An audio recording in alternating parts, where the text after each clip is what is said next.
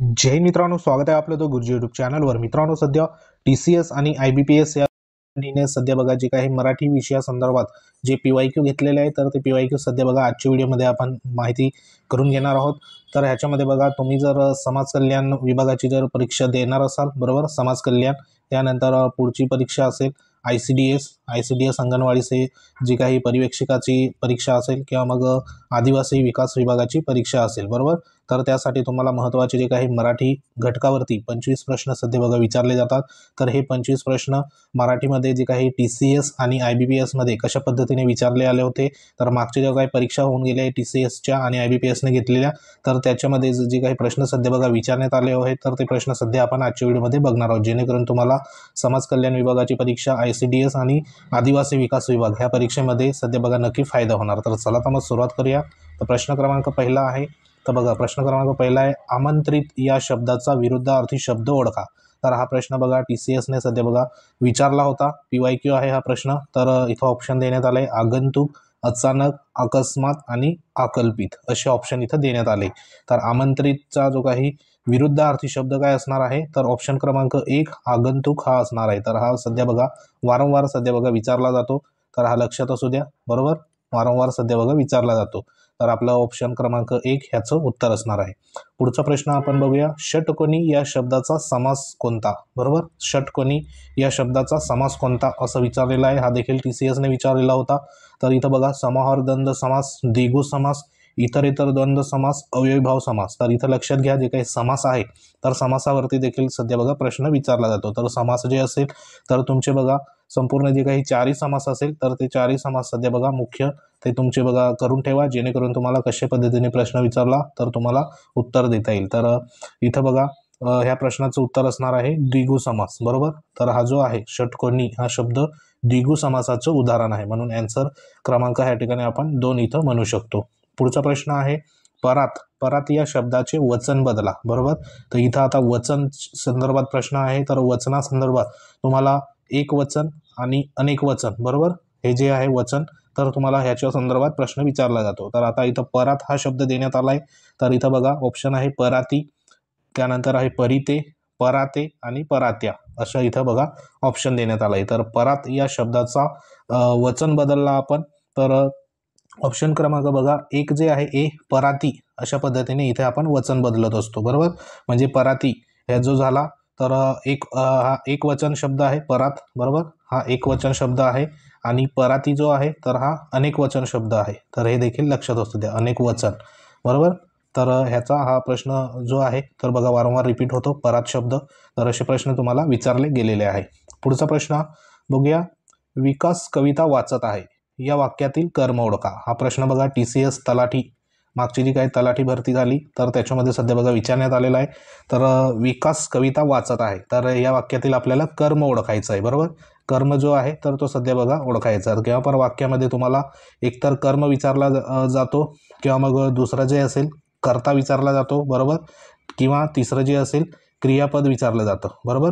तर ह्या गोष्टी तुम्हाला महत्त्वाच्या वाक्याचा जो काही अर्थ असेल तर त्याच्यामध्ये कर्म, बरोबर, कर्म विचारला जातो, किंवा मग कर्ता विचारला जातो, किंवा क्रियापद विचारलं जातं। तर इथं आपल्याला कर्म विचारलेला आहे, बरोबर। तर कर्म विचारलं आहे, तर विकास कविता वाचत आहे, बरोबर। तर कविता आहे, वाचत आणि विकास अशा पद्धतीने इथे सध्या बघा ऑप्शन देण्यात आलं आहे। तर ह्या प्रश्नाचं उत्तर काय असणार आहे, तर बघा ऑप्शन क्रमांक 1 कविता, बरोबर, ऑप्शन क्रमांक 1 हे सध्या बघा ह्या वाक्यामध्ये कर्म आहे हे काय असणार आहे, क्रियापद, बरोबर। क्रियापद म्हणजेच काय, वाक्याचा जो काही अर्थ असतो तर तो सध्या बघा पूर्ण करत असतो क्रियापद, आणि हे शेवटी असतं, बरोबर। तर हे लक्षात असू द्या, म्हणून कविता जे आहे तर हे सध्या बघा कर्म आपल्याला इथे म्हणता येईल। पुढचा प्रश्न आपण बघूया, पुढचा प्रश्न आहे बघा, पुढचा प्रश्न आहे, बेडूक या शब्दाचे लिंग बदला, बरोबर। आता हा बेडूक जो काही शब्द आहे बेडूक, तर बेडूक शब्दाचा आपल्याला इथं लिंग बदलायचं आहे, बरोबर। तर हे लक्षात असू द्या, तर बेडके, बेडक्या, बेडकी आणि बेडका अशा पद्धतीने इथे ऑप्शन देण्यात आले। तर ह्याचं जर आपण लिंग जर बदललं तर काय होईल, तर बघा ऑप्शन क्रमांक C बेडकी हे होईल, बरोबर। तर बेडूकचं बेडकी हे लिंग सध्या बघा बेडकी जे असेल तर हे स्त्रीलिंगी असणार आहे, बरोबर। स्त्रीलिंगी लक्षात असू द्या, बेडूक बेडकी अशा पद्धतीने ह्या प्रश्नाचं उत्तर आपण इथं म्हणू शकतो. तर हा वारंवार सध्या बघा बेडूक जो शब्द आहे तर हा सध्या बघा विचारण्यात येतो, तर हे लक्षात असू द्या. पुढचा प्रश्न आहे खेडे या शब्दाचे वचन बदला. आता इथे वचनवरती प्रश्न विचारण्यात आलेला आहे, बरोबर. तर खेडे या शब्दाचं वचन बदला, त्याचं ऑप्शन आहे खेडी, खेड्यात, खेकडे आणि खेडा, बरोबर. तर असे ऑप्शन इथं देण्यात आले. तर खेडेचं वचन जर बदललं तर त्याचं खेडी होणार, बरोबर. ऑप्शन क्रमांक 1 ह्याचं उत्तर असणार आहे. तर हे लक्षात असू द्या, कारण हा खेडेचं जर आपण वचन बदललं तर खेडी, बरोबर. तर असे प्रश्न तुम्हाला विचारले जातात. तर हे सध्या बघा पाठच करून ठेवा, जेणेकरून तुम्हाला कशा पद्धतीने प्रश्न आला तरी तुम्हाला उत्तरं टॅकल करता येईल. पुढचा आहे बघा मुले फुटबॉल खेळत आहे. मुले फुटबॉल खेळत आहे वाक्यातील कर्ता ओळखा. तर इथं मागे तुम्हाला सांगितलं, मागे देखील प्रश्न आला होता कर्त्या संदर्भात. तर इथं तुम्हाला कर्ता ओळखायचा असतो, बरोबर. किंवा मग तुम्हाला कर्म विचारला जातो, कर्म ओळखायला लावतात, किंवा मग क्रियापद ओळखायला लावतात. तर ह्या 3 घटना सध्या बघा तुम्हाला वाक्यामध्ये ओळखायला येतात. तर अशा पद्धतीने तुम्हाला प्रश्न विचारले जातात. तर आता इथं मुले फुटबॉल खेळत आहे अशा पद्धतीने प्रश्न आहे, त्याच्यामध्ये आपला कर्ता ओळखायचा आहे. आता खेळत आहेत, त्यानंतर मुले आणि फुटबॉल, तर अशा पद्धतीने इथे प्रश्न आहे. तर ह्याचं योग्य उत्तर काय असणार आहे, तर ऑप्शन क्रमांक सी मुले जे आहे तर हा मुले जो आहे तर हा सध्या बघा कर्ता असणार आहे, बरोबर. तर हे लक्षात असू द्या, कारण इथे मुले फुटबॉल खेळत आहेत हे क्रियापद असणार आहे, बरोबर. तर असे तुम्ही ओळखू शकतात. तर ह्या प्रश्नाचं आपलं उत्तर होतं मुले. पुढचा प्रश्न आहे प्रतिबिंब या शब्दाचा समानार्थी शब्द ओळखा. हा देखील बघा TCSने विचारलेला प्रश्न आहे, महत्त्वाचा प्रश्न आहे MP. तर हा शब्द वारंवार सध्या विचारला जातो प्रतिबिंब. तर प्रतिबिंब या शब्दाचा समानार्थी शब्द ओळखा, बरोबर. तर फोटो, व्यक्ती, प्रतिमा आणि आरसा. तर फोटो हा बघा येणार नाही, बरोबर. प्रतिमा, त्यानंतर व्यक्ती असेल, त्यानंतर बघा प्रतिमा हे जे आहे तर हा समानार्थी शब्द असणार आहे, कारण प्रतिबिंब इथं विचारलेलं आहे. प्रतिबिंबाचा समानार्थी प्रतिमा असणार आहे, बरोबर. आरसा देखील हा नसणार आहे, म्हणून आपलं योग्य उत्तर असणार आहे ऑप्शन क्रमांक सी प्रतिमा. तर हे जे शब्द आहे तर हे शब्द सध्या बघा तुम्ही पाठ करून ठेवा. मागचे PYQ असेल संपूर्ण TCSने घेतलेले, बरोबर. तर ते सध्या बघा पाठ करून ठेवा, जेणेकरून तुम्हाला असे जे काही समानार्थी शब्द असेल, त्यानंतर विरुद्धार्थी शब्द, बरोबर, विरुद्धार्थी शब्द आणि समानार्थी शब्द, तर ह्याच्यावरती तुम्हाला हमखास बघा प्रश्न विचारले जातात. पुढचा प्रश्न आपण बघूया. पुढचा प्रश्न आहे न्यायाधीशाकडून दंड आकारण्यात आला या वाक्याचा काळ ओळखा, बरोबर. आता इथे काळ संदर्भात जे काही प्रश्न आहे तर ते देखील विचारले जातात. तर याच्यामध्ये तुम्हाला जे मुख्य 3 काळ असेल, बरोबर, त्यानंतर त्याचे जे काही प्रकार पडतात ते देखील लक्षात असू द्या. याच्यामध्ये बघा वर्तमान काळ असेल, बरोबर, वर्तमान काळ, त्यानंतर भूतकाळ आणि भविष्यकाळ, बरोबर. तर हे सध्या जे काही प्रकार आहे तर हे लक्षात असू द्या. त्यानंतर ह्याच्यातले महत्त्वाचे जे काही उपप्रकार असेल तर ते उपप्रकार म्हणजे अपूर्ण असेल, त्यानंतर बघा अपूर्ण, पूर्ण, बरोबर, आणि रीती, त्यानंतर साधा, असे जे काही उपप्रकार असेल सर्वांचे, वर्तमानचे, भूतकाळचे आणि भविष्यकाळचे, तर ते देखील तुम्ही लक्षात असू द्या, जेणेकरून तुम्हाला प्रश्न जर विचारला तर इथं 1 मार्क तुमचं पैकीच्या पैकी होणार. आता इथं बघा न्यायाधीशाकडून दंड आकारण्यात आला, बरोबर. तर ह्या वाक्याचा काळ ओळखायचा आहे. तर ऑप्शन बघा अपूर्ण भूतकाळ, पूर्ण भूतकाळ, रीती भूतकाळ, साधा भूतकाळ, बरोबर. तर इथं आला या ठिकाणी बघा आकारण्यात आला अशा पद्धतीने आहे, म्हणजे हा जो ऑप्शन असेल बघा साधा भूतकाळ असणार आहे, बरोबर. कारण इथे प्रक्रिया सध्या बघा सुरू नाही, प्रक्रिया पूर्ण नाही झाली, बरोबर, किंवा अपूर्ण भूतकाळ हे देखील सध्या बघा उत्तर असणार नाही, म्हणून याचं उत्तर जे आहे तर हे साधा भूतकाळ, ऑप्शन क्रमांक D हे उत्तर असणार आहे. पुढचा प्रश्न आहे ताने त्याचा फाटलेला शर्ट शिवून टाकला या वाक्यातील चुकीचे शब्द शोधा. तर हा महत्त्वाचा प्रश्न आहे, MP प्रश्न.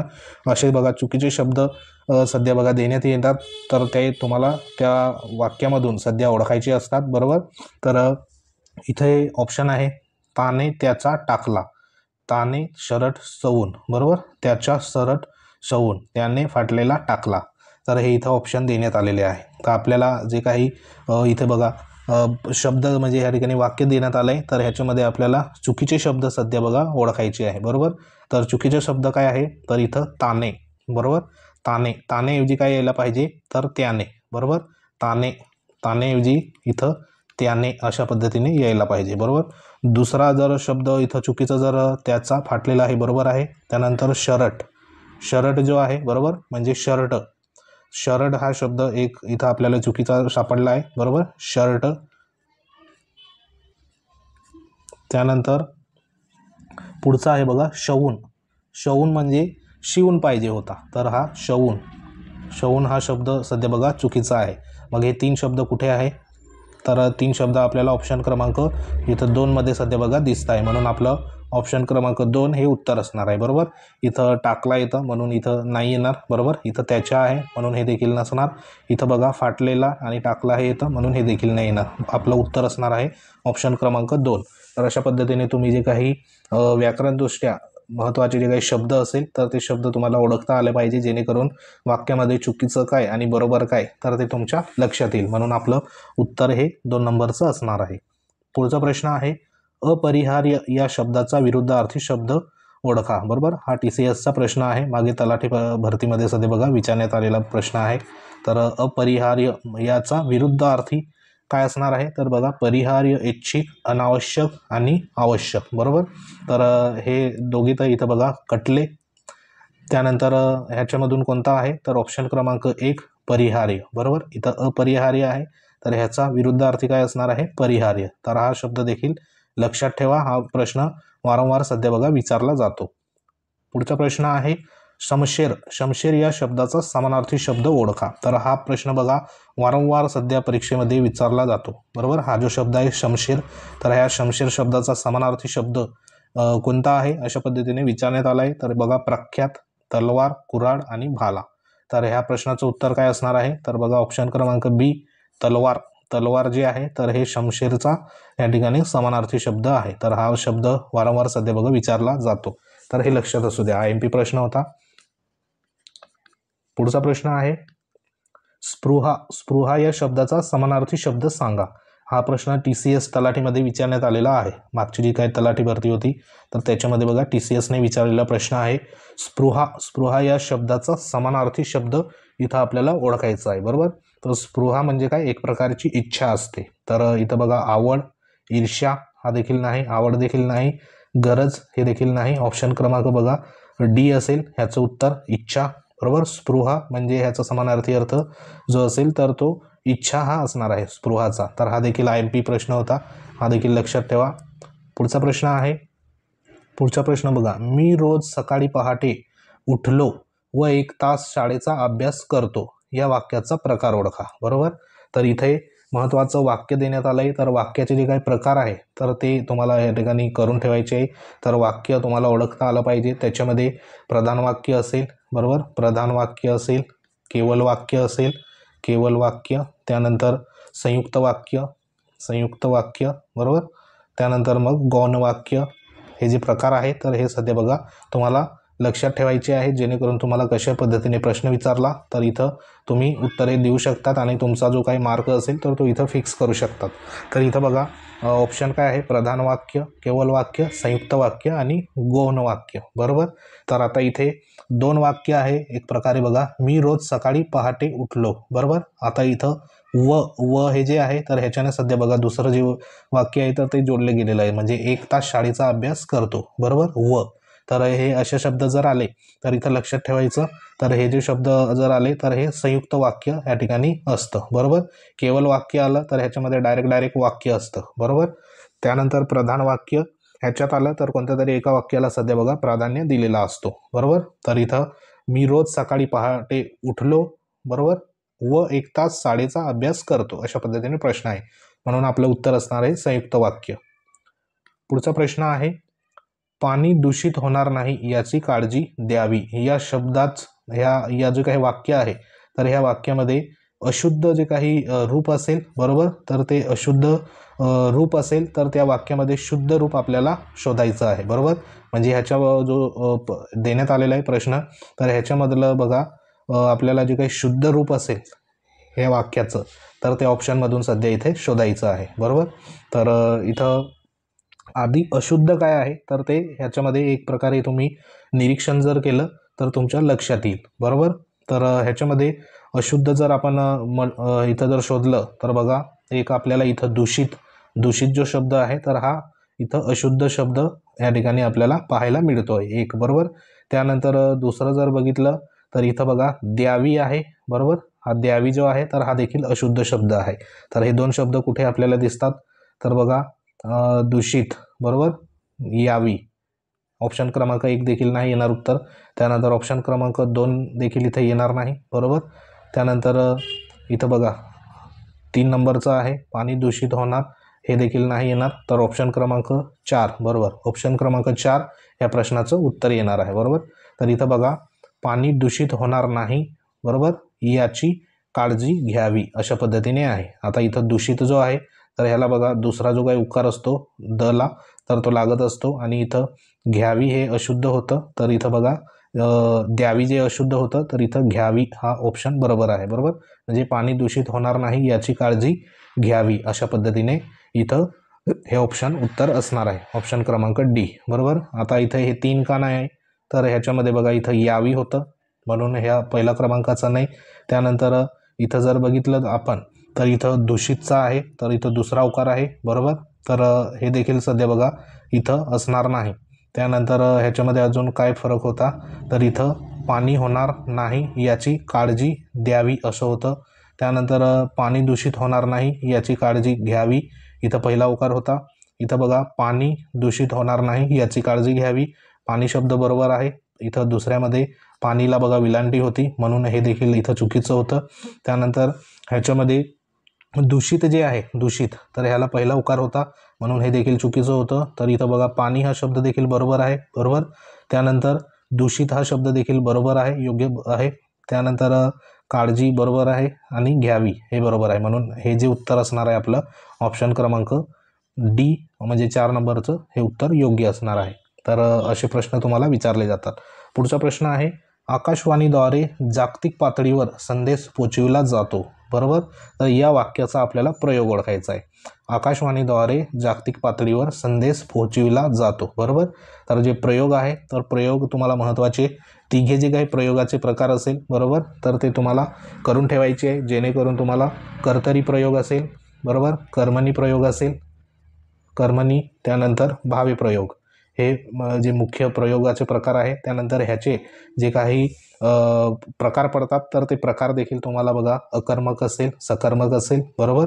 तर ते तुम्हाला लक्षात ठेवायचं आहे. तर इथं प्रश्न काय विचारला आहे तर बघा आकाशवाणीद्वारे जागतिक पातळीवर संदेश पोचवला जातो. तर इथं प्रयोग विचारण्यात आला आहे अकर्मक कर्तरी, भावे, कर्मणी प्रयोग, त्यानंतर सकर्मक कर्तरी, बरोबर.